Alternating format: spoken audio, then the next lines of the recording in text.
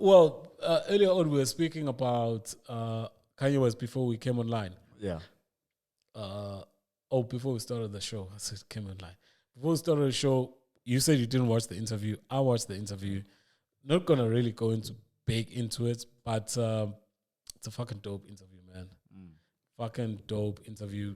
Kanye is a genius, and what I like about this interview is that he was given space to talk. Yeah. You know, a lot of people, and this is a sad part about this Kanye situation, is that a lot of people like look at Kanye. You know, there are things that once you get labeled as can never be taken away. Do you get my point?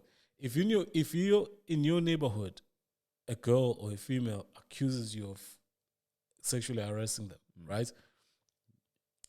That stigma, whether you proven right, or let's say the case goes to courts or anything like that, and you win, because genuinely you had nothing to do with that situation, right? That stigma never moves. It never moves. That's one stigma. The next stigma that never moves is when somebody says you're crazy. Ish. That one sticks with you Right? forever. Well, same as the sexual one. You understand? So, because I mean, the sexual one, even though like your family will like support you, but when there's family functions, they're like, where's Uncle Mouth? I know he's at the back. Where are the kids? Bring the kids back. Because they're not sure. You know, so, but back to the story, people, and I think, I don't know, I think Kanye loves the idea of being married to the Kardashian family. Kanye was never called crazy before he started being involved with the family. The Kardashians, right? Yeah. And ever since they say he's crazy, and I always say, Minuti, there's a fine line between when you're a genius and Kanye is a genius. There's a lot of people will misunderstand you just for you being a genius. Yeah. Do you get my point? Yeah. It doesn't mean which you have to be crazy for them to misunderstand you. It's just they can't level up to your thinking. To your thinking, yeah. Do you get my point? The way you see things. But once people start saying he's gone beyond being a genius, now he's crazy. Everything now that you do is scrutinized. Uti, is he? Because now they say he's on bipolar or something like that, right? And then they say sometimes he's not taking his medication. So what I'm saying is, everything everyone has to search for the truth, even though you're speaking the truth. Yeah. Everyone has to doubt you first until they get comfortable and get to understand what you're saying. It's no more about you having that privilege of being right, even if other people don't understand you. It's now you are not understood because we can't understand you. And if we can't understand you, it means you're crazy, which means we have to search what you're talking about. Until we're satisfied and we find we know what you're talking about. Yeah. Until then, until we can elevate ourselves to understand you, you are crazy. Yo. And that's the situation that Kanye finds himself in. Do you get my point? That's so profound, eh? Exactly.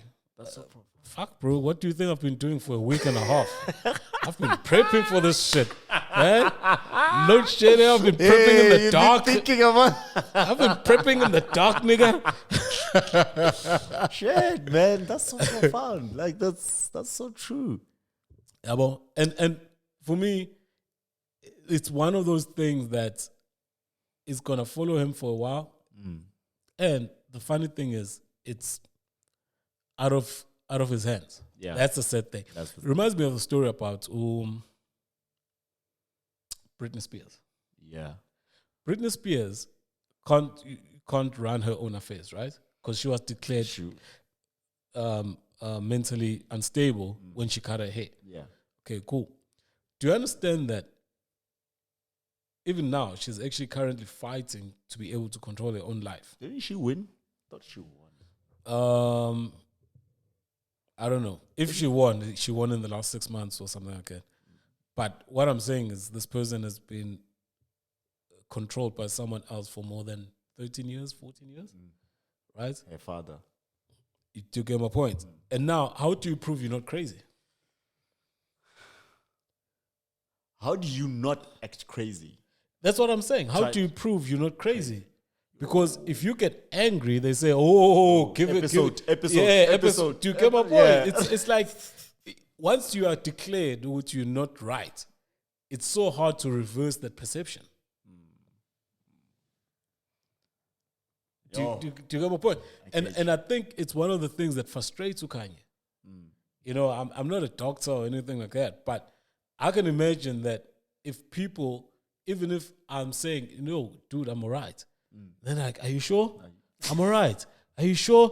Fuck yeah. Ooh, he's getting violent. Yeah, episode. Do you get my point? That's what they do. Do you know? And then you fucked for the rest of the time now, because now they say, okay, we're gonna reevaluate you in 2 years. 2 years. Yeah. It's yeah. So, but I actually enjoyed this episode, interview because Noriega actually gave him the opportunity, and that's why I think he got a lot out of Kanye, because it seemed like there was mutual respect. He wasn't talking to Kanye, sort of like poking him to get the reaction, so that like you know people expect that it's Kanye. Funny thing, I've just been talking now and I'm thinking about it. Nobody called Kanye crazy when he was going after Bush. Oh, because that exact same behavior is how he's behaving now. Yes. Bush don't love black so people. there's a pattern of behavior. But now, all of a sudden, Kanye is crazy in the last 5 years, and this guy's been normal, or unless he's not having Hennessy in his hand. Yeah. But besides that, he's been normal. Right? But now, all of a sudden, it's crazy. And the funny thing is, he becomes crazy when he's successful, and he's got money, and he's got resources, right? Yo. Hey, you duck deep there. I don't know, man. You're making me think about everything. Like every incident Kanye has been. Like you're making me think of that and what he said. What? Oof. Okay.